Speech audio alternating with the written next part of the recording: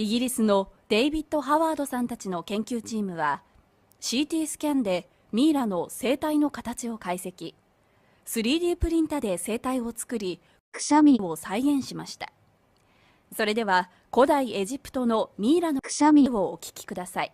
スタンザンダラスタンダラダラピーアバランスティラスタバリラリンナ前を向いて歩き光さす方へ手と手を取り合い僕たち人類は皆仲間でありこの場所に集ったこの奇跡が全てが運命ではなく必然だと思いそして僕らは歩き出す